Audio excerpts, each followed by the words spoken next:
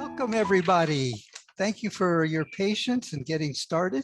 I just want to begin by saying, forget your troubles, come on, get happy, place all your cares away. All right, we've brightened the mood just a little bit. Okay, I want to welcome all of our members and guests and our guest speaker, Sandy Schuster-Hubbard. And happy to get started this morning. I just wanted to say Happy New Year to everybody, and we're looking forward to a year that's helpful to you as a writer, because that's what we are. We're all writers, and I think this is a good forum for sharing things. And I've enjoyed sharing in this little delay that we've had. We've gotten some interesting aspects and approaches. So that's one of the nice things about the Guild. And I don't have much to say in terms of how the Guild is doing. We're doing just fine. We've got new members, courtesy of Brenda from another writing group that's coming in to join us. And actually, that's why we changed to the third Saturday instead of the fourth, so that they could, because their meeting is on the 4th. And we're able to attract a good variety of speakers, and we hope to cover all the different aspects of what writing is about. And I think we have some good things about marketing coming up later in this year. And that's always a sore spot for writers. Writing it is the easy part. Getting it read by the public is the hard part. So we'll spend some time on that. So anyway, let's move on. And I'll turn it over to Michelle for the Vice President's report.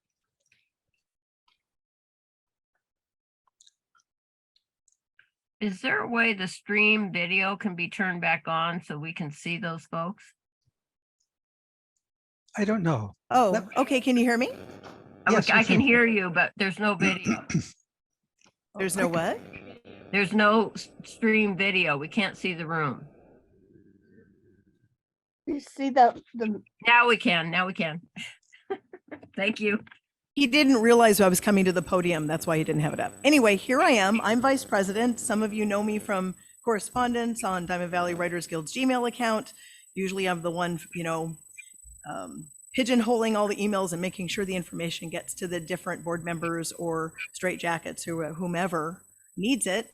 Membership's going very well. We're less than 3 weeks into the year, and we already have, I believe, 25 or 26 paid members. And I was told by a few people today that they sent their checks in. So I'm sure we'll be getting those this week. I put in the chat for those of you who might need the information on how to become a member. Our goal this year is 100. Last year we had 87, I believe, actual paid members, something like that. And I'd like to try to break 100 this year. So let's get the word out that we're back live. I love to see 20 people in the room today, and we have 16 on Zoom. I think 17, because I think someone else just joined. So that's a pretty nice size meeting. Very happy you all could come. Thank you. Okay, let me turn it over to Lynette, our director at large, and she's very at large. Go ahead. Well, good morning, everybody from Montana. I'm glad to see everybody here and excited about the speakers we have lined up. Can you give me a thumbs up? Everybody can hear me okay? Yes. Yeah. Okay, good. Thanks. We're going to continue with the feedback form at the end of the meeting. So keep giving us your feedback, because the board does look at the responses and hopefully, move the Guild in the direction that everybody wants to go. I'm going to continue with the book shout outs again this year. I'm very excited about that. One thing you guys can do for me is make sure that you send me a cover photo, a blurb, and a purchase link, because for me to go and research all that for everybody, it's a little bit out of my volunteer status. But really excited about that. And anytime you guys feel that you have speakers or resources that you think would be helpful to the Guild, go ahead and send them to the email, Diamond Valley Writers email. and looking forward to working with you guys and representing you again this year. So yeah. Okay, well, thank you, Lynette. And now it's time for our Straight Jackets magazine report, one of the great magazines on the internet. And I see we have Cheryl. I don't think Ellen's here, so Cheryl, take it away. Okay, so I'm reporting on two changes. Ellen and I do not make changes willy-nilly. So because of the response to the contest or lack of response, we've discontinued the contest. I know Lynette is going to might put, I don't know if it's been decided, but might put a question on the feedback form about who enjoys the contest. And if you do put that on there, please put a follow-up saying how many participated, because I can tell you this, we've had a maximum of 3 participants, and they were pretty much, thank you very much, but they were pretty much the same participants when we had all 3. We often had 0, sometimes we had 1, maybe 2. So it just felt like, it takes our time to try to find pictures that might stimulate a story or a response, and we never know. It's like hit and miss. So if people want that back, there's got to be more participation going. And I because it does take time. Okay. The other change we made is something similar. We've consolidated the magazine into a fall and spring issue. We were having a hard time getting summer participants. So we thought that just doing the 2 issues where we can consolidate, you can go ahead and submit during the summer. I'm always collecting. And for those of you who've submitted so far, I will be responding in the next couple days. I'll be saving your stories and poems and things that you've sent in. I am noticing, however, that they're not coming in with the appropriate format. So just like Lynette, I can't go and put your email and your name and all that up on the top. So if you have submitted something and you see that you've submitted it through your email, but the page itself doesn't have your identifying information on it, can you just resend it to me again with that on there? Otherwise, I just have to send it back to you to put it on, and then you can, which is fine. But it just adds a couple more emails back and forth. And let's see what else. I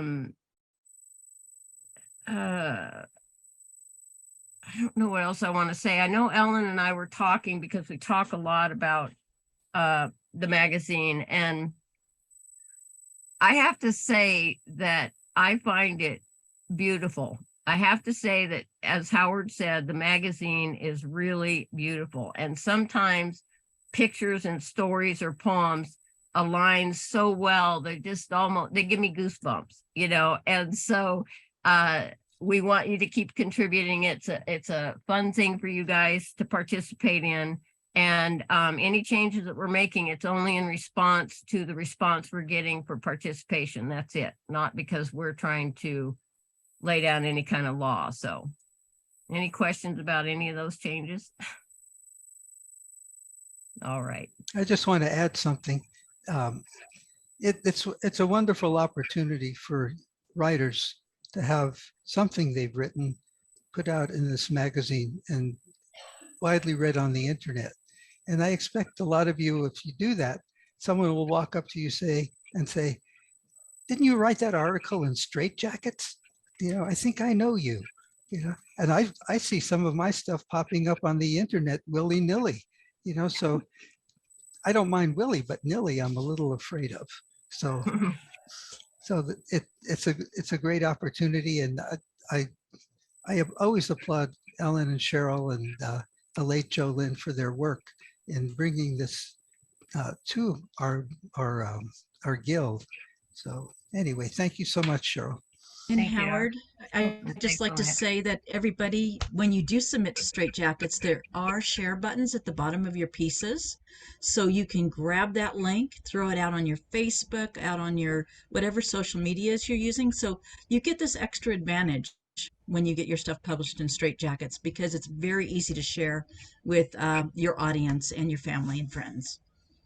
Okay. Now let's move on to members' recent publications and successes. And I know Dina has something.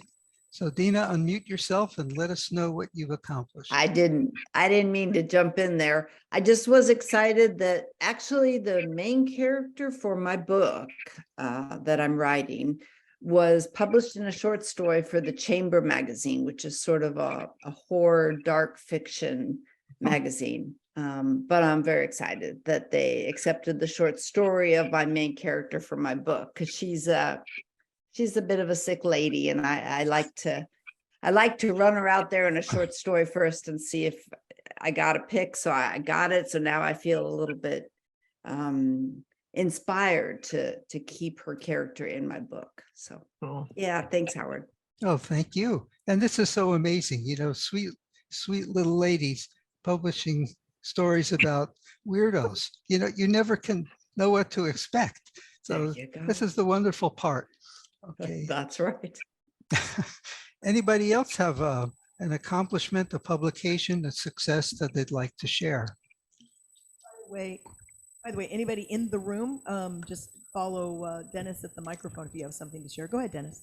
I just say thank you so much for helping to promote the 2-cent piece. It's the story of Anne, who lived during the Civil War, and it's about the first coins with the words "In God We Trust." And so this book now, actually, I got my first royalty check within the last couple of weeks. Hooray for that. Also, I will tell you that I have a publicity campaign that is going on now. And the publicity campaign involves a blog tour. We used to be able to go to all different kinds of bookstores and everything. Now it's done virtually, and bloggers are carrying their reviews of my books.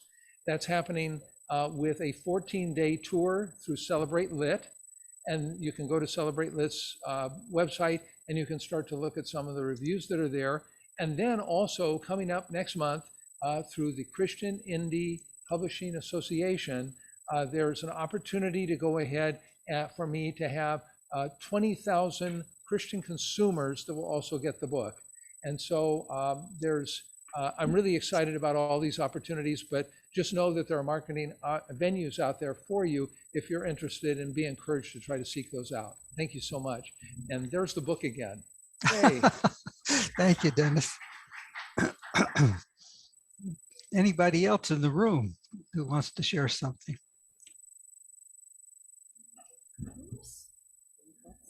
Yeah, I haven't published my most recent poem yet, but I just wanted to thank the magazine and the Guild. It is such an incredible feeling to finally be accomplishing what I've always wanted to do, and that was to be a professional writer. So I just wanted to say thank you. That's really all that was on my mind today. And yeah, it just really hit me on the way here, and I went, oh, I've just got to tell them. So anyway, thank you so much. Thank you.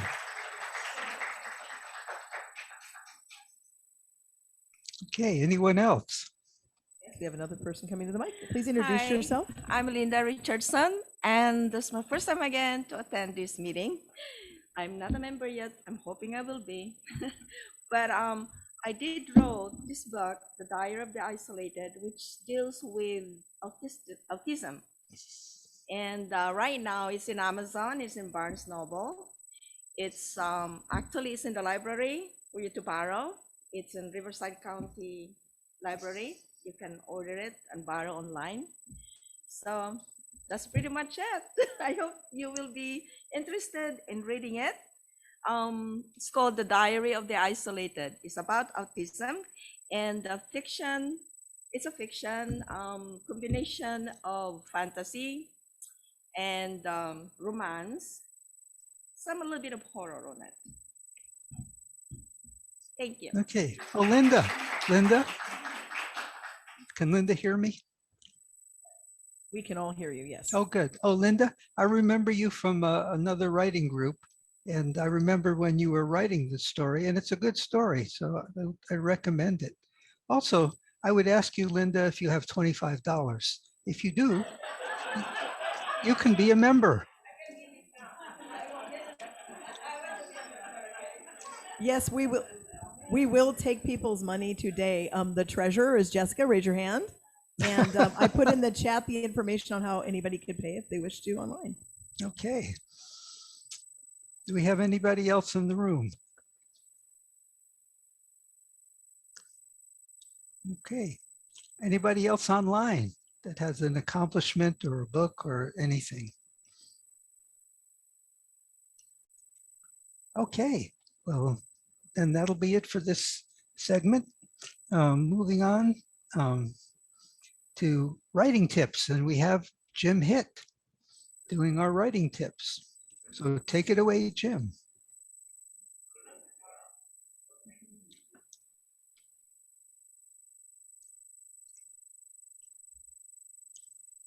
I thought today I would give you a tip about one thing, but I want to preface it with a story first.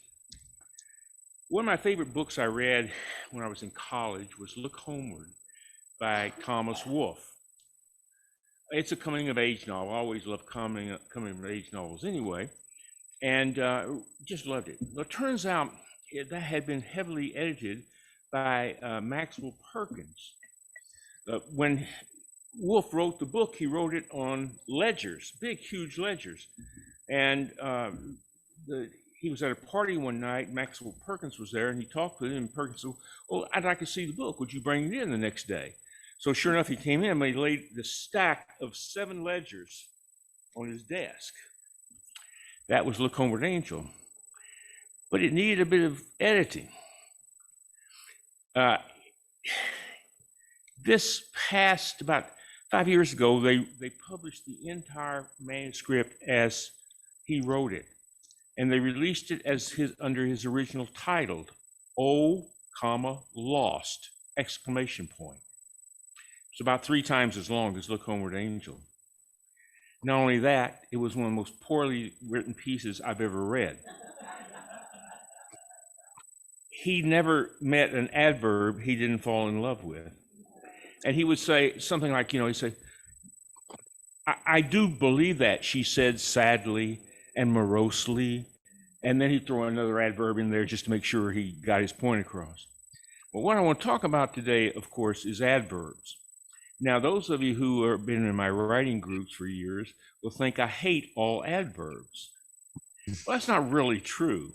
I actually kind of like one once in a while. When I used to teach writing at college, I limited the number of adverbs that a person could use to 0, mainly because I wanted them to focus on what's really important in a sentence, or verbs. Well, for those who don't know what adverb is, it adds to a verb or an adjective or another adverb. It modifies, it changes it in some way. And they usually end in ly. So whenever frankly, there are a couple of nouns that end in ly too, so you have to be careful of those. But for the most part, ly words are what you're looking for. I actually, they're useful occasionally, using ly word right there. Occasionally they can be useful, but you want to limit them. How many? Well, if I were writing 2,500 words, say a chapter, if I used an adverb more than once, I probably overused them. Why? I come back to the idea, if you use adverbs often, you're probably not using strong enough verbs. A verb is the real key to a sentence. The stronger the verb, the less you need adverbs. And with that, I must say, my last comment here is, I don't hate adverbs. I've got a bad reputation along those lines. I actually like them in extreme moderation. I have a program that I use, an editing program that I use. It's a great help called Pro Writing Aid. It's an online program and fits right in with Word. It's a great editing program. And it literally goes through and checks every adverb for me. And I usually, my first draft, I will usually have 6, 7 adverbs in a 2,500 word draft. It will pick out each one and give me a chance to look at it and say, do I need that adverb? Usually, if I have 6, I'll take out all 6, but once in a while I'll leave one in because I like it. So I do want to go back. It's not that they're bad, but you do have to use them in moderation. Modern writers, you can go back and look at writers from the 20s and 30s, and they use them all the time. No doubt about it. Modern writing today, publishers do not like people to overuse adverbs. It's just that simple. And so if you're trying to get published by, traditionally at least, you really have to watch the use of adverbs. And so much, and once again, I wish to say, I'm not prejudiced against them, but thank you very much. Oh, Jim, before you leave, does anybody does anybody have any questions about what Jim just said about adverbs? Okay. Howard, by the way, Jessica is the one announcing Sandy, not me, on the agenda. Okay. Okay, let's move on to our guest speaker, and to introduce her, we have Jessica, our esteemed treasurer. So Jessica, take it away. Hello, everyone. I have the honor and the privilege to be introducing to you Sandy Schuster-Hubbard today. Sandy Schuster is a National Board Certified Educator in Language Arts. In addition to her career teaching high school, college, and university level classes, Sandy has authored or co-authored 13 subject matter books for an educational publishing firm. She served on DVWG's board for 4 years as member at large 2017 through 18 and as vice president 2019 through 2020. And her personal essays have appeared in literary journals, including Straight Jackets magazine. Currently, she's in the editing phase of her memoir. As a lifelong learner, Sandy has driven cross-country to attend workshops and writing-related events, including the Iowa Summer Writing Festival, Irma Bombeck Writers Workshops in Dayton, Ohio, ButcherCon, and various seminars presented by notables such as Donald Mass, Lisa Dale Norton, and Jane Friedman. Readers and writers are my tribe, she says, especially those who have a sense of humor. Ladies and gentlemen, please welcome Sandy.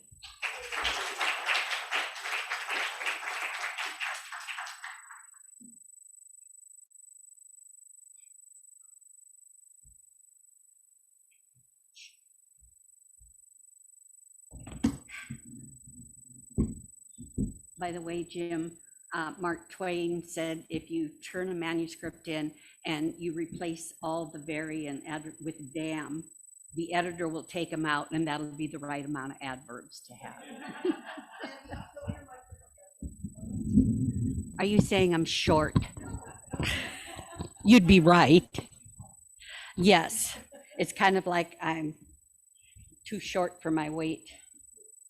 Okay, oops. Can everybody online hear her okay? I need to pull this out. Okay.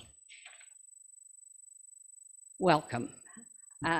Stephen King said, if you want to be a writer, you must do 2 things above all others. Do you have a clue what that is? Michelle. That's one. Read. Pardon? Read. Yes, read. Those are the 2. Read a lot and write a lot. So I'm going to ask you all to think, what book or books in your life made a difference or had an impact?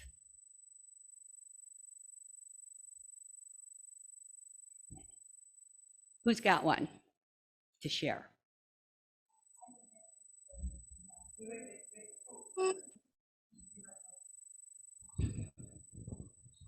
I would have to say my first poetry book as a child, I think I was 5, and my mom and dad gave me Robert Louis Stevenson. So I would have to say that made the impact. Great. Thank you. Someone else. Yeah, I would pick two out of my younger years. One, Tarzan at the Earth's Core by Edgar Rice Burroughs. And that's when I was just starting to read.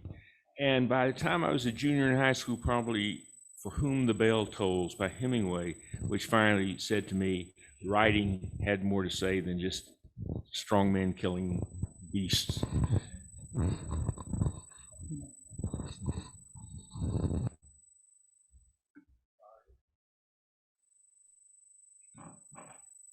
Anyone else? Yeah, I could share that when I was young, one of my favorite books was Are You There, God? It's Me, Margaret by Judy Blume.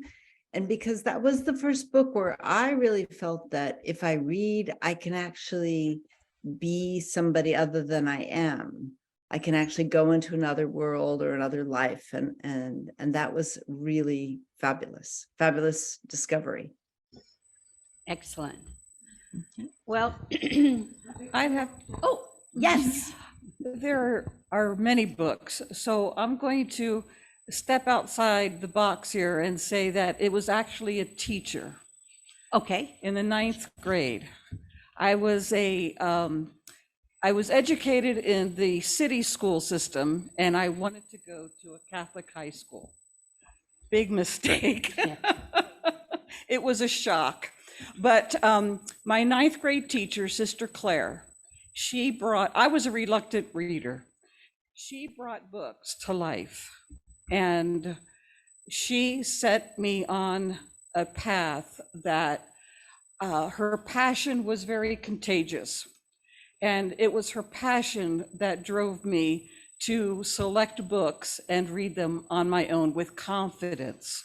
Confidence in selecting the books, and then confidence in reading a novel that was 2.5 inches thick in the 9th grade. So I would have to say that in addition to the books, it's also a teacher that you never, never forget. Thank you. Hey, Sandy, it's Lynette on Zoom real quick. Smokey the Cowhorse. I checked this out 20 times in a row when I was a 4th grader. Wow. In the school library so that I could read the whole thing. And then for Christmas, my daddy bought me a copy. So did you like it? I love it. 20 times. That was my guess. Yeah. We have one more. I'm Okay. sorry, everybody wants to share. Mine, by the way, is Dune. Dune is what changed my life as a reader and a writer. Well, I'll say something. This is Melody.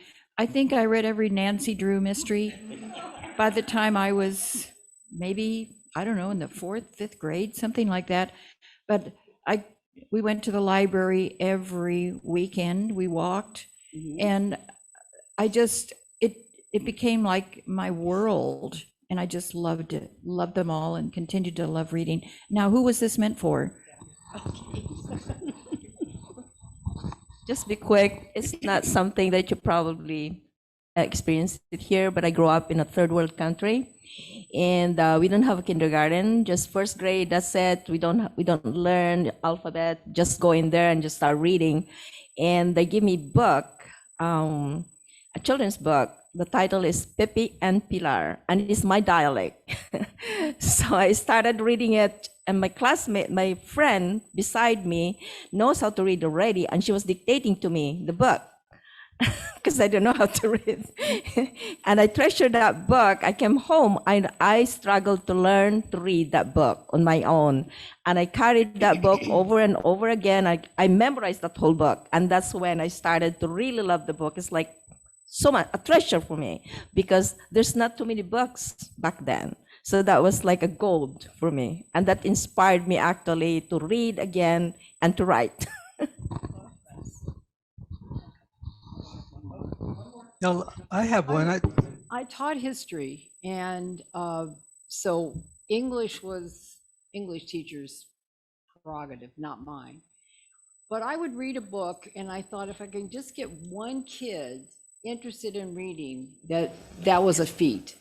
And so I would read a book, and I think the first one that I really put on the board and said, try this one, was Isabel Allende's The House of Spirits. And when girls came to me and said, I read that book was great.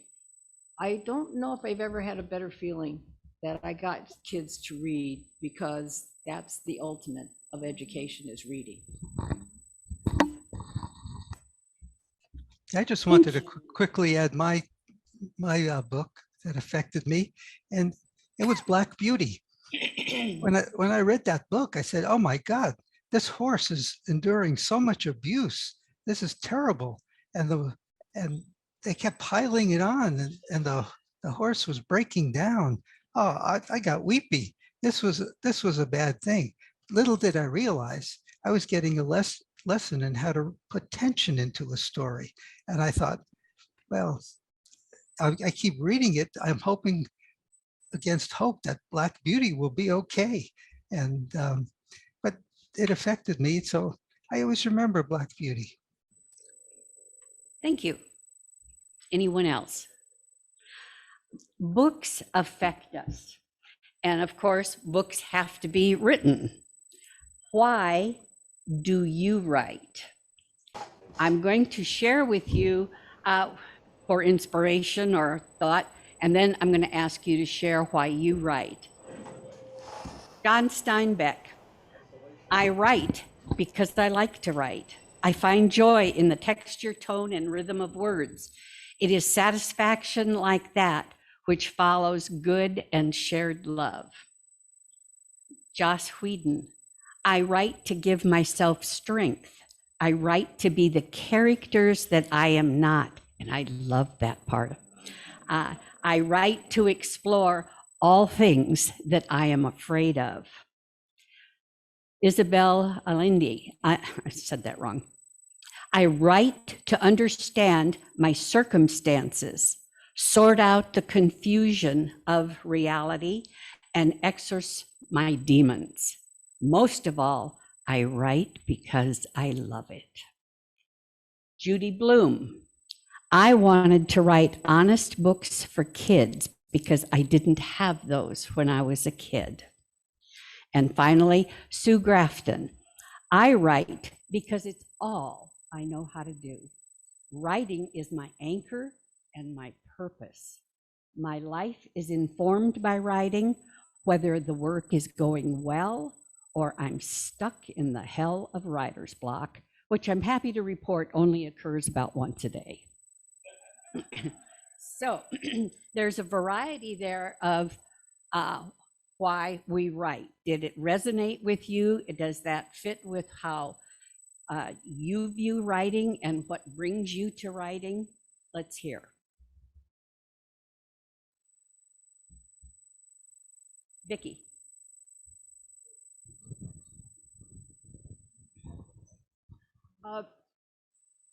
I think the reason I wrote my memoir, and it was cathartic for me. It was a lot of stories in my head that I felt needed to get out of my head. And so it was the easiest thing to do is put it on paper. And so I find writing really cathartic. And I think that's a healthy thing for the brain, if nothing else. Thank you. I started writing even when I was in high school. Very bad writing, of course. But ultimately, a writer writes because he or she has to write. There's no, oh yeah, maybe I'll do it tomorrow, or when I feel like it. For me, writing is also a discipline where maybe because I need that in my life, and so writing becomes a discipline. But it also becomes a search for who I am. And I think any writer worth his or her salt is doing that. You're searching for something about yourself, and at the same time, it goes beyond that. You want to tell a good story. You want to entertain people. I used to have arguments with teachers when we talked about, well, what is literature all about? What's the purpose of literature? And my statement always was the first criteria of literature is to entertain. Now, there are other things that are meant to, of course, instruct, but it's to entertain. But in the entertainment exists on many levels. And I think that one level is you're always searching for yourself in what you write. Behind you, Michelle. I'd have to agree with pretty much everything you said. Oh, I'd say I write because one, I enjoy it. Two, I think there's a little divine intervention there. Sometimes it's an epiphany and I surprise myself and there's some truth revealed that I just didn't know was there. So that's pretty much it. Are there anybody, is there anybody on Zoom that would like to say something? I'll just add one thing very quickly to Jim, and that is, I agree. I think that if you have to write, that if you don't write, sometimes it'll seep out the edges. You can ask my family. I don't become very pleasant to live with if I'm not writing, because cracks start to form. Well, I have something to add. I started writing in elementary school because of my attraction to the opposite sex. I started writing poetry, which I've continued to write my whole life. And then in the 7th grade, I wrote a poem. It was a historical poem, Ethan Allen and the Green Mountain Boys, about the Revolutionary War. And it was published in the school newspaper. And so I was so delighted. I said, I'm famous. The people in my school know me. This is great. And so I realized I could be famous just by writing. So that's it. Sex and fame were my motivating factors. It wasn't even the money, it was the sex and fame. That's it. That's Okay. what. So I feel like I'm in the wrong class and the wrong club because I've written all my life. I started at 12 and but honestly, guys, I find writing so painful and I can't get around that. Writing nags me. It's at the back of my head constantly. I have ideas constantly, but the writing process is so painful. I fight it. Not like you guys, and it makes me feel good. It tortures me to death. So that's all I want to say. Well, I think you might join Dorothy Parker. She is famous for having said, I do not like to write. I like having written. I'm taking it personal. I changed my mind.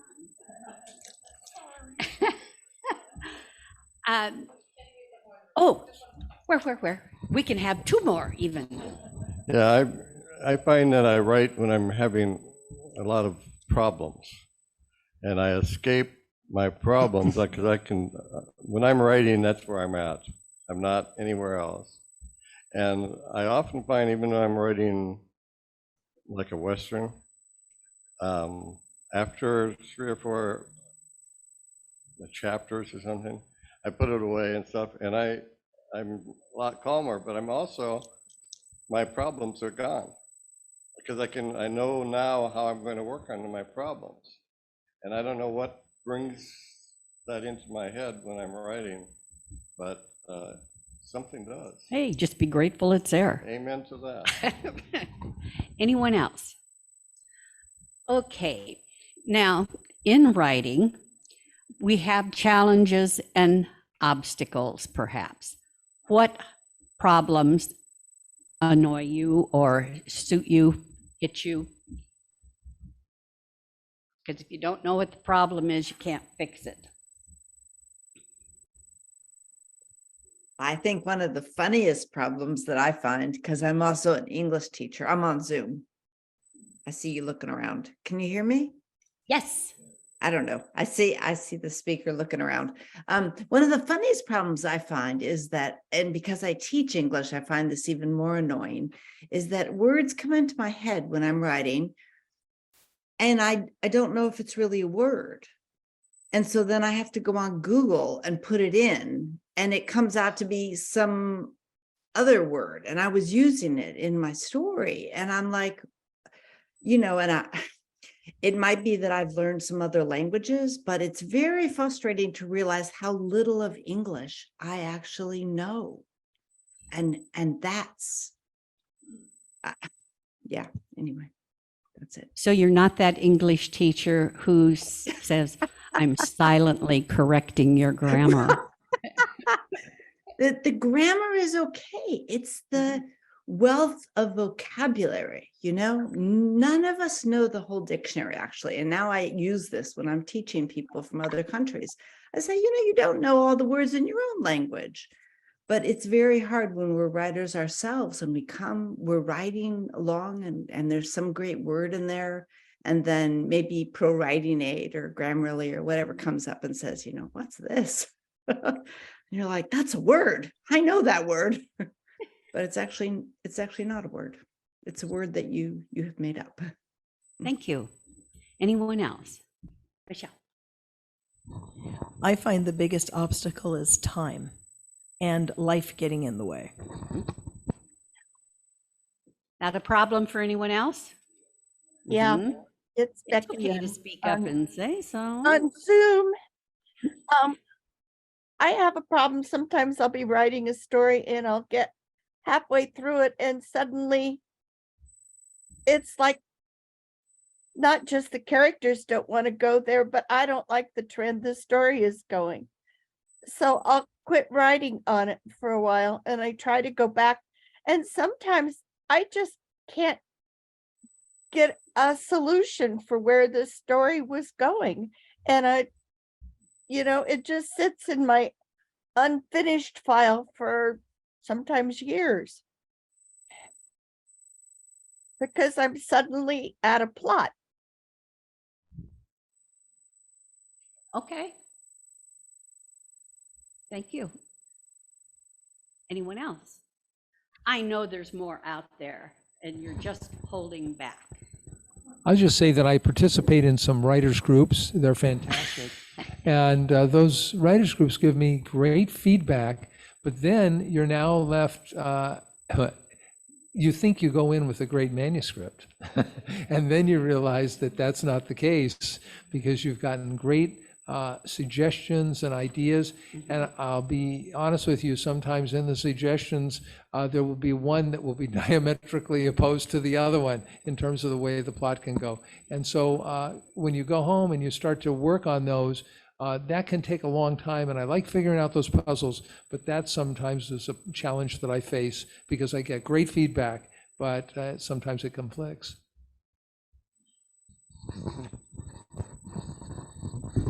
Thanks, Dennis. My problem is I'm a perfectionist, and I'll sit there and I'll start writing. I try to stay at stream of thought, but my brain says, oh, wait a minute, you could have said that better. And I go back and I start editing before I got through the paragraph. I'm my own worst critic that way. The best things that I have produced, I have sat down, and was it Steinbeck or Hemingway? One of them never went back and edited till the end. And of course, they were writing longhand. Thank goodness I'm not.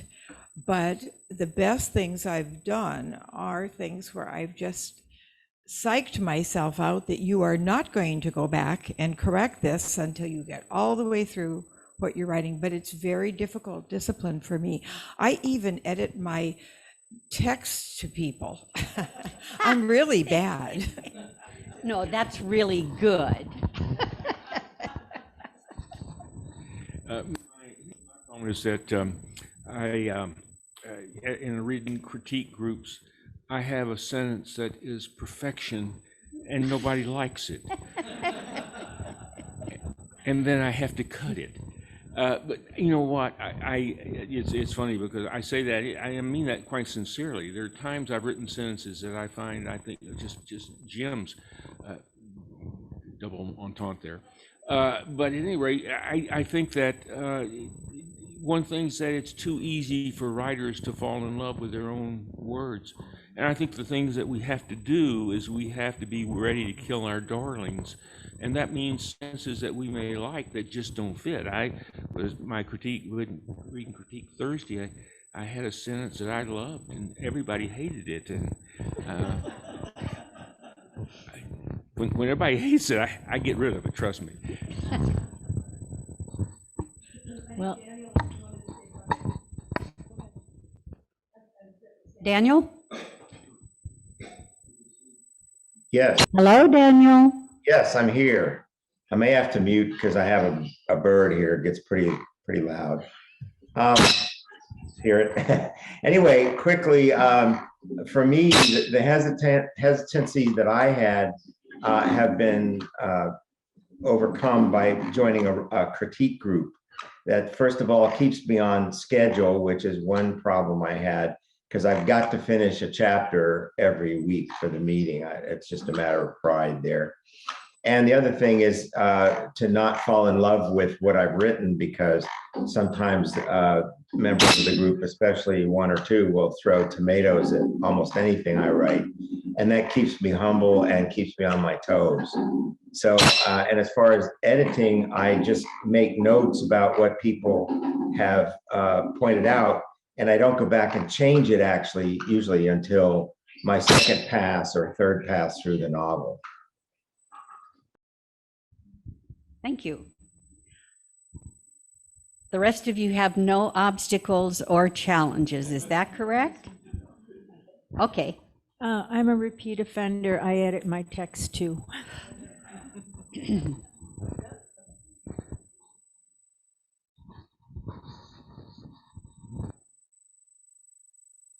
Okay, I made a list. It's kind of long. Some of them have been hit. Editing while writing. Never-ending research. Oh, I love to research. And so then I go down a rabbit hole with that. Distractions, noise, internet, job, family.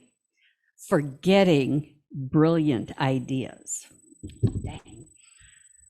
Clutter. Not enough time to write.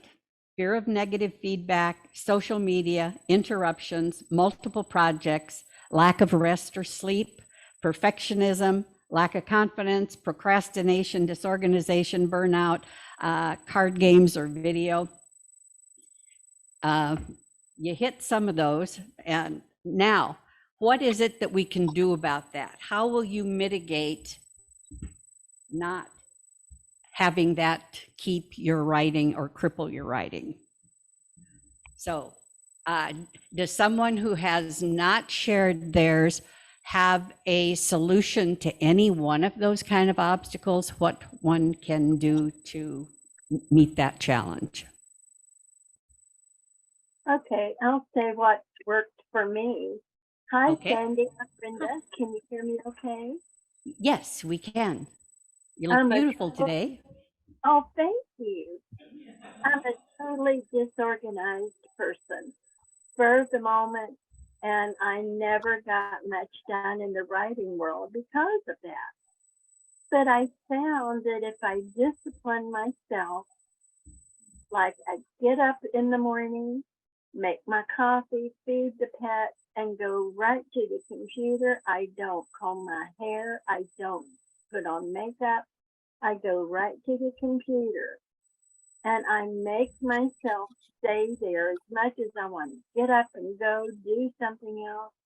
I make myself stay there at least 2 hours. Wow. And I pull up my document, whatever I'm writing, and go over it. Some days I really don't want to write. It's like I'm blank. So I'll go back over what I've written and do some editing until I get the flow of the words again. And now I find, since I've done that for several years now, it's the only way I can produce. And if I do not go to the computer right away, you might as well forget it, because I just can't make myself go. But I have that guilt if I don't go to it. So now I do it every day, no matter what. unless I have company, which is rare at 9 o'clock in the morning. So that's the only way that I've been able to produce anything in my writing life. Thank you. Yeah. The easiest one for me is solitary confinement. Just no distractions, no problems. That's all. Oh, solitary confinement. So just padded room, desk, computer. That's all you need. Nothing else. None of these other things. No. Excellent. I want to be you. Yeah, I found that what really works for me, and the only thing that has, is belong to a critique group. Every week you meet, you read, and if I didn't have something to read, I'd be embarrassed. So I would force myself, or it forced me to sit down each week and write at least 5 pages. So I love the critique groups. I'm not in one right now, but I'm also not writing right now. So what are you going to do about that? Nothing at the moment. I have problems at home, a sick dog and a sick wife. Okay. Anyone else in the room?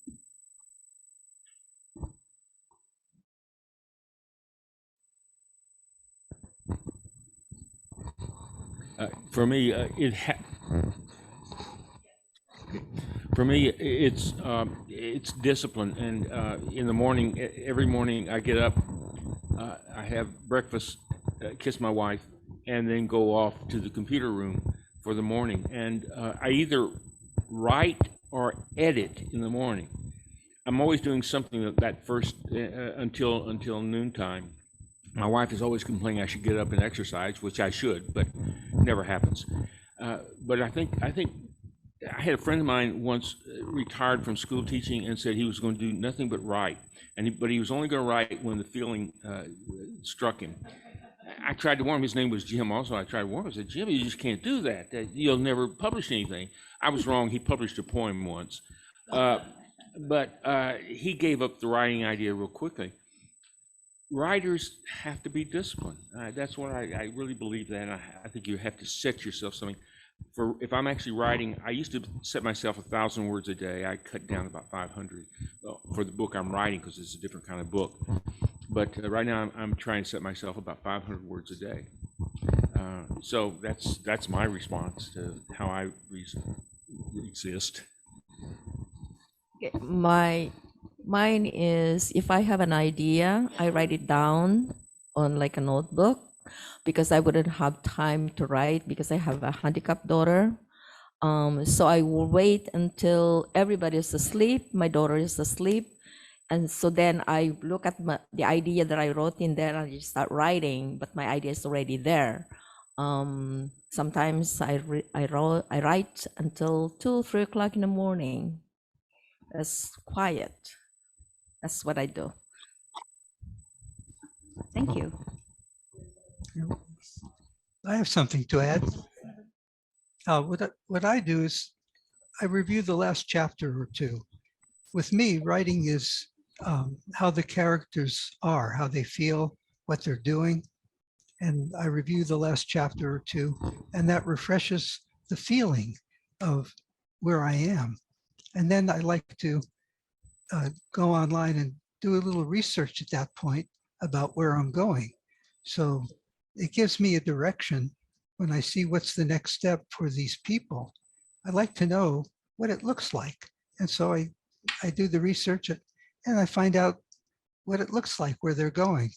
And that may even include things like what's on the menu at the restaurant, or what does the hotel room look like? Or, what does the city look like? What do they do here? So now I have more realistic attributes to add to what the characters are doing. And it just becomes engrossing. So I really don't have a problem in that respect, because I now have a method which I found to be one that really works well for me. Thank you. Someone else I thought had their hand up, no? Okay. How many of you, like several have shared, actually have a routine that well, let me ask this. How many of you write every day?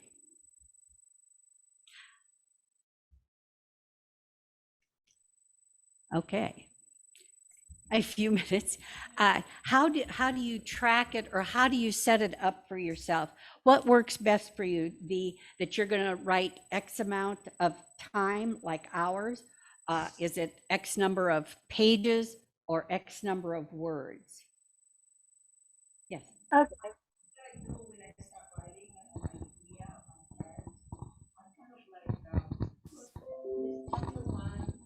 But I'm sorry. Okay. Yeah, what I do when I started to write the story is I break it down like chapter 1, 2, 3, and what's in my chapter 1, what's in my chapter 2, what's in my chapter 3 until the end, and what will be my ending on this one. So when I start writing on the chapter 1, I put it there what topic I should be putting in there. And so I will try to write my idea on the first one that I'm going to write. And so even if I write only probably 20 minutes of the time, when I have the time, it kind of like if everybody's quiet and I'm cooking or whatever I'm doing, okay, I'm gonna start this on even for 15, 20 minutes, and then I'll come back again and do another one, but I'm going to finish that, what I put in there. And when I got the time in the evening, which everybody's sleeping, I will finish that. And while I am on the second part again, or my chapter 1, if I have some idea in there, I'll write it down again on my other thing. So I will follow the guideline that I have until I finish to the end. And then I'll come back in there. Did I forget something else in here? So I'll come back and add it up more in that. That's what I do. Thank you. Anyone else? Okay, how many of you have a written goal for what you wish to accomplish in 2023? Dennis, why am I not surprised? Dennis is one of the most organized, planning people I've ever known.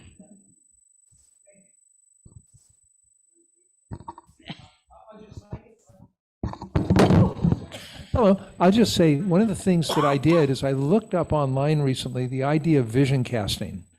And there was a great article that I came by that ended up talking to the idea of you should set yourself a vision. And it wasn't just the idea of a casual one. And mine ends up being to be the best well-known and respected author in the field of using the In God We Trust message to reach a wide group of children's readers and parents and grandparents. And so by getting that down, I was able to now say everything needs to flow from that, including what I'm writing, how I'm writing, the amount of time that I'm spending, making sure that I'm going to meet deadlines and things like that. And right now I'm in the throes of getting things done for a March deadline.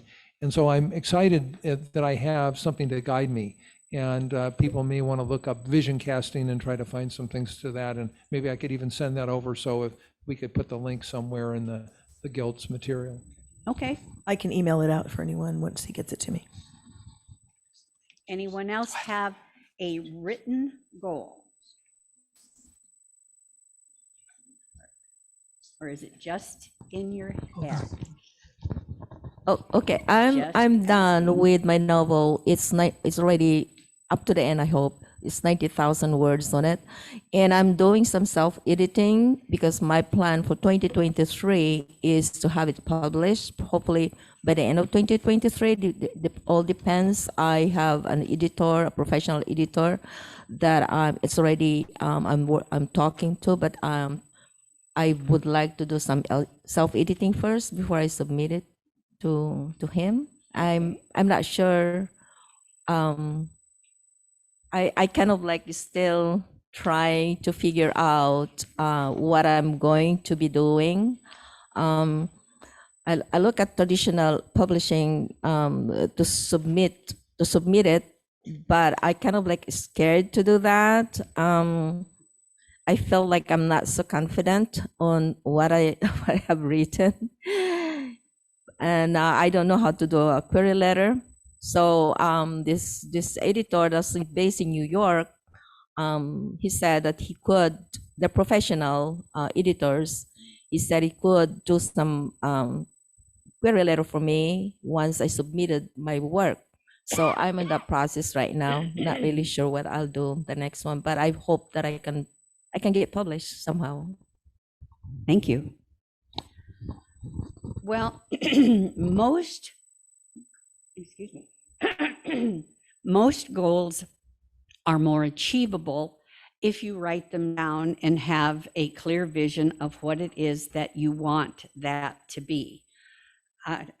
Most people, I think, have heard of SMART goals. Does that ring a bell for anyone? It started in business, but I think it has terrific application for writers. SMART is an acronym. SMART, the S is specific, so you have to be precise, leave no room for misinterpretation. The M is measurable. The goal is quantifiable, and you can track your progress. A is achievable. Goal is attainable, not unrealistic. R is relevant. How does it fit into your overall global goals? And time bound, that you have a defined start and end date. And here's a, okay, I know I have a sample. Here we go. Now here's an example of a week goal. I'm going to write a book, or I'm going to do a poem, whatever. It's just empty. But specific would be, I'm going to write a 60,000 word sci-fi novel. Measurable, I will finish writing 60,000 words in 6 months. Achievable, I will write 2,500 words per week. Relevant, I've always dreamed of becoming a professional, successful writer.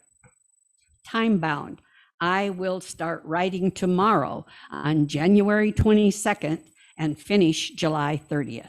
That's real close to 6 months. So the goal would then be written, I'm going to write a 60,000 word novel in 6 months, finishing on July 30th. I will do this by writing 2,500 words per week. So if you have it in writing with that kind of specifics, you will be more likely to accomplish your goals. If you're having trouble getting started writing again, you can write 5 minutes. Just tell yourself you're going to write 5 minutes. Usually, if someone writes 5 minutes, they will go longer, almost always. So you set yourself something that is achievable in that time frame. So if you are struggling, you need to make the goal doable, but not so outrageous that it's like overwhelming and you cannot do it. So I would really like for you to take just 2 minutes to write a specific SMART goal. And if you, I know you're writers, so most of you brought paper and pencil, but as a former teacher, I brought paper and pens if you don't have one. Would that be you? Do you need paper? Okay.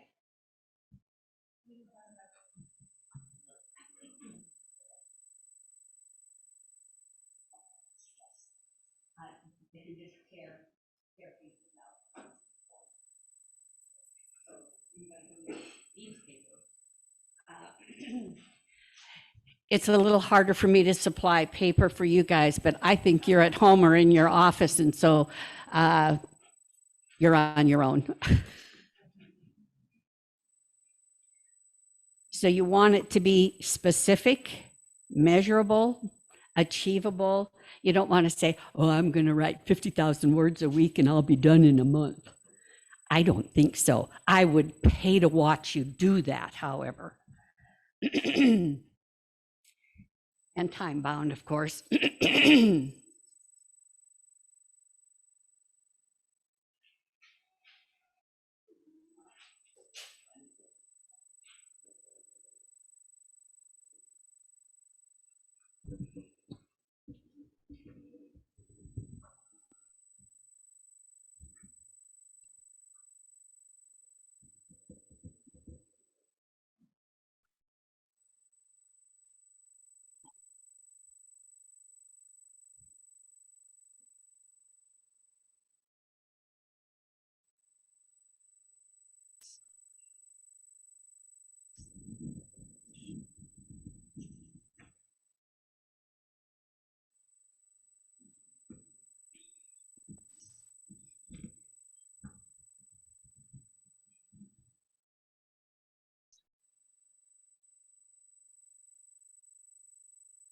Okay.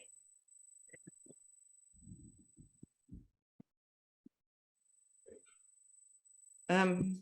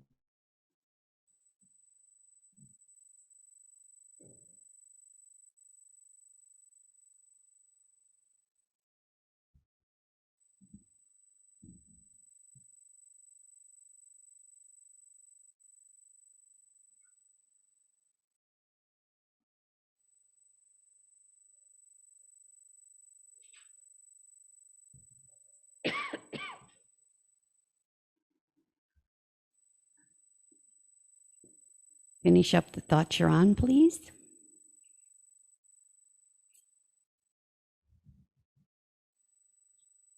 And who's willing to share their goal? Not that it can't be altered. You're not tied to it just in case you change your mind. Ooh. I'll share one of my goals. When you announce them publicly, you feel far more committed to doing it. You're more accountable.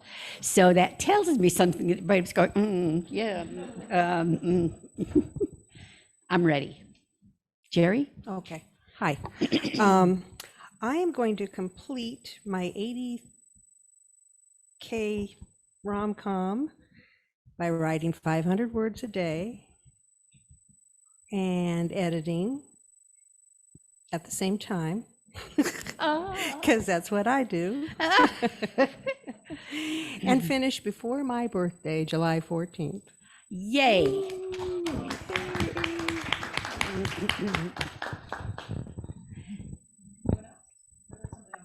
I know there's someone as brave as Jerry. I just know there is. Is there anyone online who would like to speak? Kevin, you're being called out to say what you said in chat. Okay. I break most of the rules when it comes to writing and publishing because I actually started writing on a dare with no plot. And 3.5 years later, it's actually still ongoing, followed by thousands with a couple million reads. But I have, everything is staged. My patrons, they pay me per chapter. They like their chapters between 4,000 and 6,000 words. Then they get what's called my vomit copies. Then I go through the first round of feedback. then it goes to the other free sites. Then I get more feedback. So I get, thousands of feedbacks per month per chapter. And then eventually, once I have enough chapters, then I actually go through an editing process to turn those into books.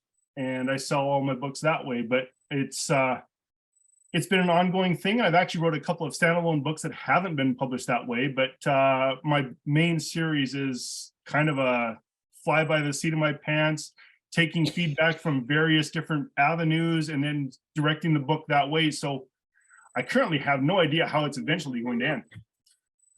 Evan, can I ask you a question? Sure. Okay, so when you say your patrons, I guess I'm not familiar with how you get patrons that are paying you per chapter. Well, Howard, he uses Substack. There's Scribble Hub, Patreon is my main one. And I have accounts on all those, and then people pay me per chapter. They sign up and donate whatever they want to. I mean, some guys $5 a chapter, most people $1 a chapter. Wow.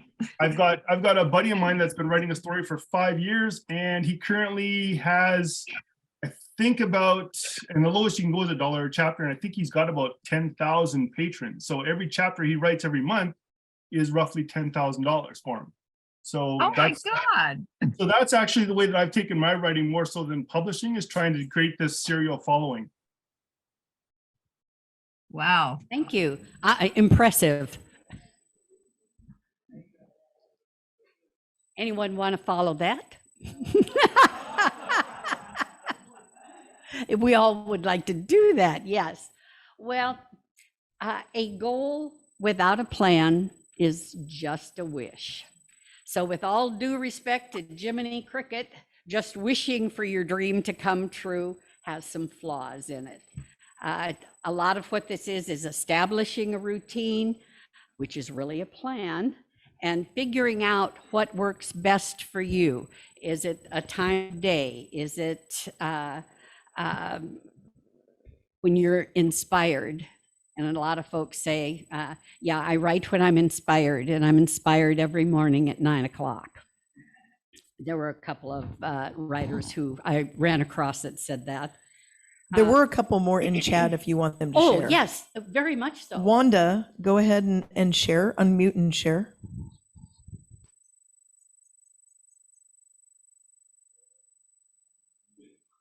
Wanda, can you unmute and share? I'll read it out loud then. She says, Wanda McLaughlin says, I will edit my cozy mystery one chapter at a time each evening, starting today and ending on March 31st, 2023. Excellent. Well, whatever works for you, time, pages, word count, you need that roadmap for where you're going. And I wrote this down. Remember the scene in Lewis Carroll's Alice in Wonderland. Cheshire Cat says, where are you going? Alice says, which way should I go? Cat, that depends on where you are going. Alice, I don't know. Cat, well, then it doesn't matter which way you go. So if you want to get where you're going, a plan really helps. Okay, now the other half of writing is, this is a test, reading. I heard it right here. Okay, so when you are reading a book, do you read it like a reader or do you read it like a writer? Now, what do you think reading like a reader is? Just guess. Getting involved in the story? Yes, you get involved in the story. I can repeat what you say. Yeah, it's enjoyable. Good there for a long time. Anything else? Can't wait to pick it up again and keep reading. I missed that. Oh, I said when you're so involved that you can't wait to pick up the book again and keep reading. Right. You just want to know what's going to happen. What's going to happen? Are they going to save the world? Are they going to fall in love and ever get together, etc.?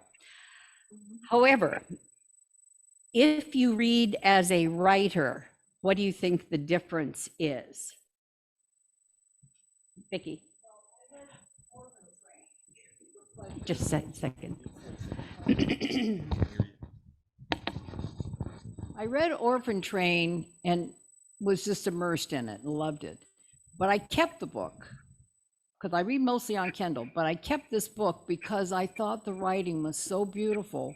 I wanted to maybe read it again as a writer because she just did wonderful descriptions. And I think that's one of the toughest things for writers.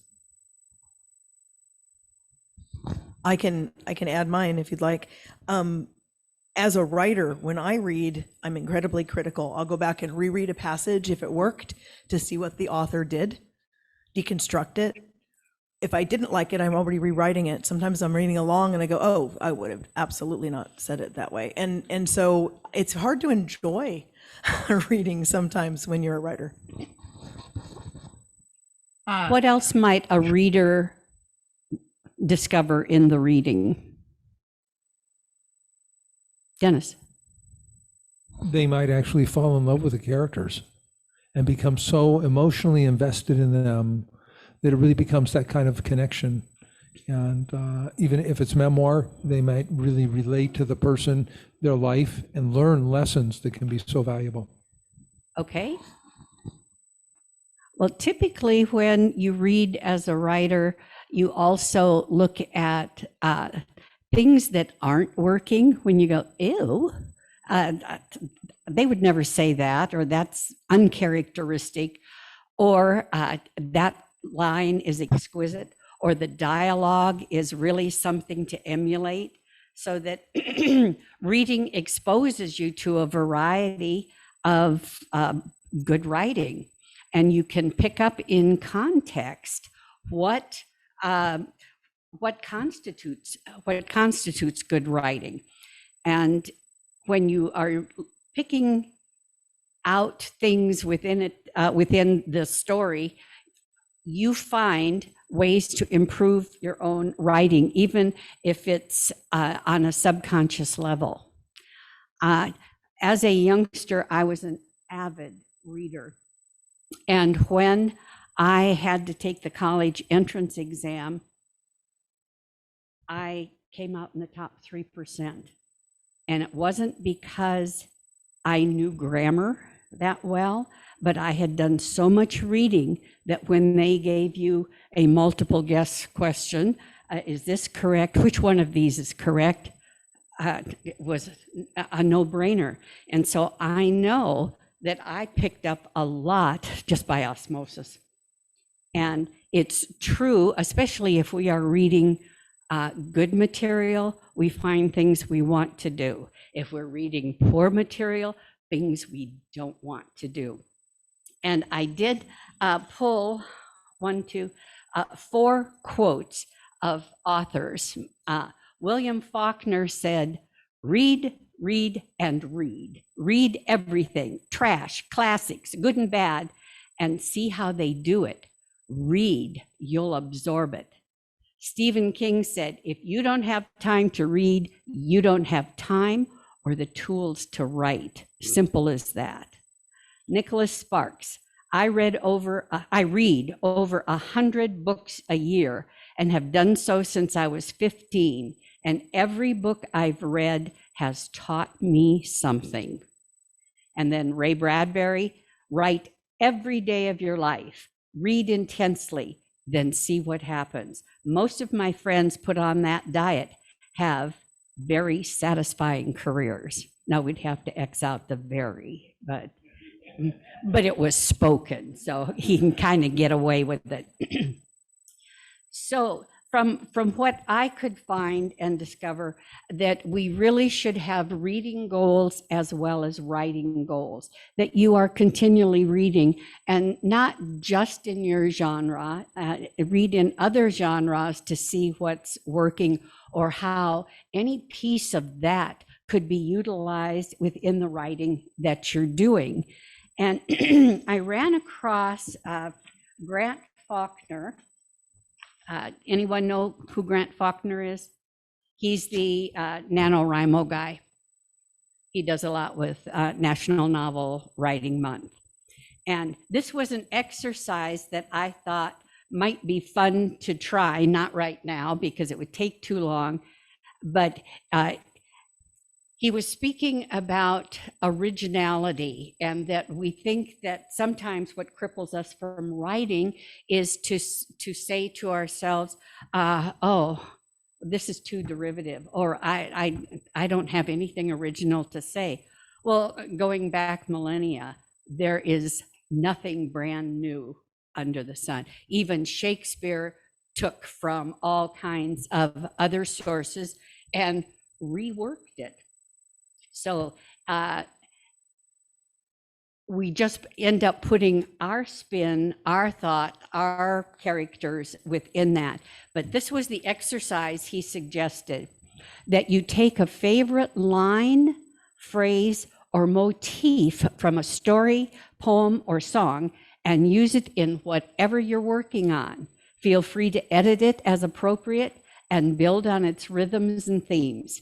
After you're done, ask this question: how did the introduction of this outside element affect your piece? Does it represent your expression? Did it become part of your story? So it might be an interesting thing to try, just to get a fresh look or that aspect to something in your own writing. In my reading some blogs and books and things to look at what I might offer today, there was a big debate on writer's block. There is writer's block, there is no writer's block. Where do you stand on this? No writer's block. I don't believe in writer's block either. Can you explain a little further? Well, actually, I'm trying to remember the author's name. Liam, the author we met at Liam's Comic-Con. on the spot. Okay, well, I'll tell you what he said, and you'll help me with the name. He said that there isn't really any such thing as writer's block. What it is you've made an error somewhere in the last Michael Stackpole. Thank you. He is Liam a science came fiction through. author, wrote a lot of Star Wars books and different books, very prolific. Anyway, he said there isn't any such thing as writer's block. It's not that you don't know how to move forward from your plot, it's that your plot's wrong. So you need to go back and find out where you made the wrong turn. And if you're not moving forward, it's because something's wrong with the story. So he says, go back, take a look, find where the problem is. If you solve that problem moving forward, there will be no block. So it doesn't really exist in his opinion. Thank you. Anyone else? I'll just say that Jerry Jenkins, who wrote the Left Behind series, actually said that he does not believe in writer's block, because he said if you go to work and you said, I have a work block today, you're going to be fired. And so there's not an option as a writer. And if you're going to be a professional writer, you buckle down and you spend the time and get it done. Well, go ahead. I usually don't have writer's block because I'm a plotter. However, I totally agree with Michelle. My current concept, I have been stumped on it and not able to move forward for the first time ever. And I realized finally what was wrong. So I had to go back and do some changing. And that changed everything. Now I'm able to go forward. And I totally agree with that. Something is wrong, or you've moved out of your area. In my instance, I was moving forward with the wrong character doing something important. And once I realized that and changed the character, the movement of my structure, I was able to move forward. So I totally agree, Michelle. Totally. Thank you. I have a comment. I was on the high school newspaper, and every week I had a deadline, and I had to have something. And I was a reporter, and I was the features editor. And every week I had to submit something, or there'd be a blank space in the newspaper. And so your creativity can work well under pressure, I learned. You just have to have the pressure. And so that gave me the experience of working under pressure. And I think that's a good discipline to have. And I think that's why so many journalists become effective writers, because their experience has been one of working under a deadline. And when you just go along and you haven't had that experience, then there can be easily have interruptions. When the newspaper expects a deadline and you don't have one, you failed. It's that simple. And so I think when writers have a sense of, if I don't meet my own deadline, I will have failed, it gives you that motivation. And that's my view. Thank you. Anyone else? I pulled 2 quotes to share with you. Neil Gaiman says, "This is how you do it. You sit down at the keyboard and you put one word after another until it's done. It's that easy." And I wanted to slap him at that point, but the end of the sentence is, "and that hard." So it's that easy and that hard. And Anna Quindlen said, "People have writer's block not because they can't write, but because they despair writing eloquently." And I think it's fear holding people, writers back, that they're going to be criticized, or it's not good enough. It's something negative. And so it's like, if I don't write, I can't be criticized then. So I had a cartoon a long time ago where it said writer's block, and everyone on the street was saying, "Hi, Jim. Hi, John. Hi, Mary. Hi." And I thought, yeah, I like that. It's a writer's block. Well, you've likely heard the old meme, "Dance like no one's watching." What's the wisdom in that? Be yourself. Yes. Anything else? Are you going to be more free if you're dancing by yourself? So I'd like to rewrite that meme for this and say, write your rough draft like no one is going to read your writing, because they're not. You're not presenting your rough draft to the world. So anything can be there.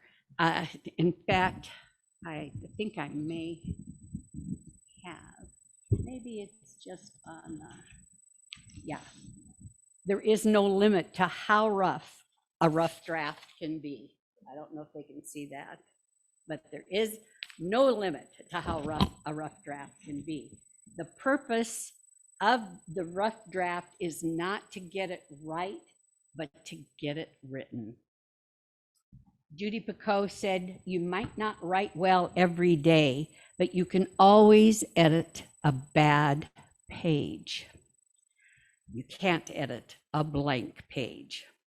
So make a contract with yourself for the big goal and daily goal and the consequences of breaking the contract. And if you do that, you say and it's a contract for you, to you, about you, but there's something intellectually or psychologically that if you make it like it's a contract and write it, it'll be easier for you to stick to. You've made a contract with yourself and you don't want to let you down, do you? Say no. Thank you. So in this world, we have our reasons or we have results. That and reasons is another way of saying excuses for not accomplishing our writing goals, our health goals, our exercise goals, whatever it is. We have reasons or we have results. So what are you going to do to make sure that you have far more results than you do reasons? So I'm big into quotes. I loved Jonathan Livingston Seagull from the 70s. But the line that has stuck with me for decades is argue for your limitations and surely they are have them. Remember, the world needs your book, write it. Now I do have, if it's gonna work, there were some cartoons I wanted you to see. So if I hit this, will it go, Liam? There it is. I don't have a title yet or even a subject. All I have is the price, $23.95 in hardcover. So hopefully that is not the case with you, that you've got a little more going than that. Now, if you're further along in the book, this is, how's your book coming? And he's grilling it. Now, I love this because there was a lot of talk about clutter and clear your desk and that sort of thing.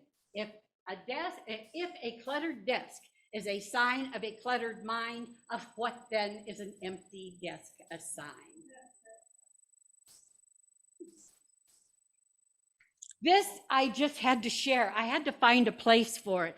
So to me, this talk to the Finn is like, if you're getting criticism on your book you don't want, talk to the Finn. Talk to the Finn. Now, here's the good news. You've got a book in you, and it's just waiting to come out. Now, in terms of this originality thing, you can combine genres, and I love this next thing so much. It's like Animal Farm meets 50 Shades of Grey. They slipped behind the barn and quickly removed each other's harness. There, with nothing to rein them in, it would be a night of unbridled passion from 50 Shades of Hay. So with that, any questions? Or are we ready to, go to lunch? Yes, ma'am. It's, in what way?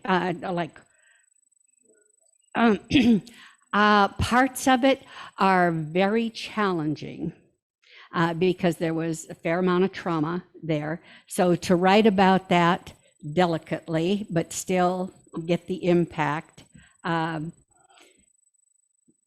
that sometimes puts me in a funk, to be honest, because you relive some of that. Other things are good memories, and always I'm looking at what's the takeaway that can occur here, so that there is some value to what it is that I'm writing. And it's I like writing the funny personal essays and so on, and I found it far more of a challenge in my memoir to have the same voice that typically I have. So, but editing is slow because I edit around that. So I've got a hardcore I have a hardcore goal that is going to get done. Yeah. And part of that is that I've had more than one person say, you really need to get that book out there. And so that's highly encouraging to me. As someone who has read portions of it, I agree. Thank you. And we are truly fortunate to have this writing community, and the fact that we've got people like Jim and Vicky, who have critique groups, and Valerie has a critique group. So you have people who can read your work and who can read it with some level of skill. So it isn't like turning your book over to, my kids think I write just, oh my God, it's just fantastic because part of it's about them, so of course they like it. Anything else? Any other questions, thoughts? Yes.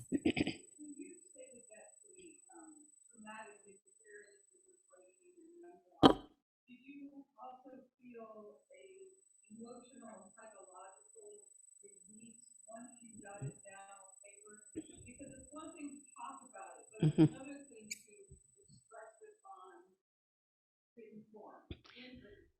Yes, and there are layers because you don't just do this and oh, trauma's gone.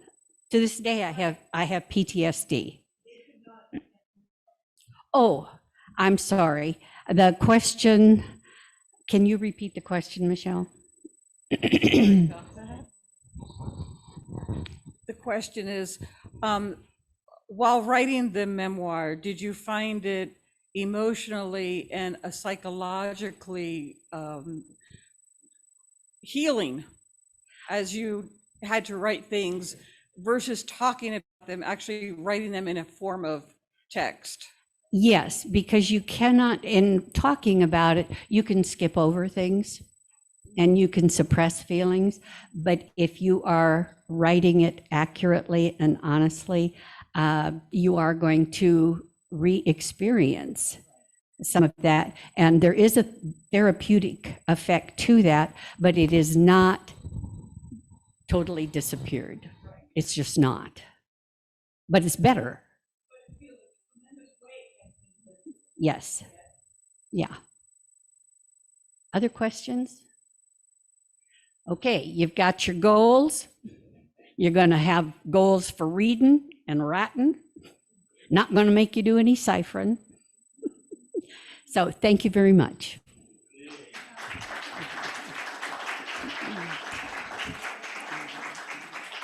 Okay, thank you, Sandy. And just in the way of concluding, next month, February 18th, our guest speaker will be Les Edgerton, who appeared here last year. And the topic will be how not to write a novel no one will read.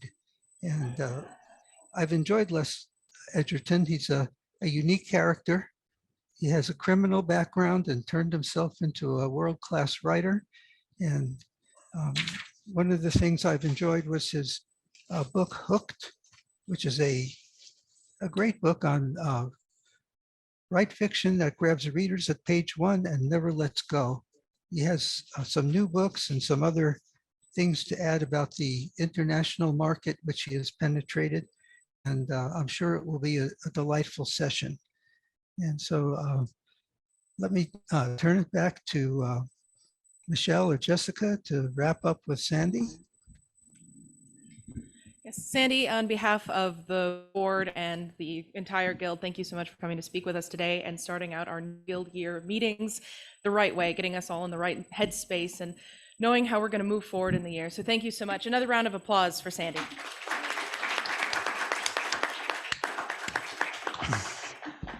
One more or a couple more final orders of business for the people in the room. If you wish to pay your dues to me directly today, you can come up to me after the meeting and I will get you all squared away and make sure that you're logged into the new year and you have all the full membership access.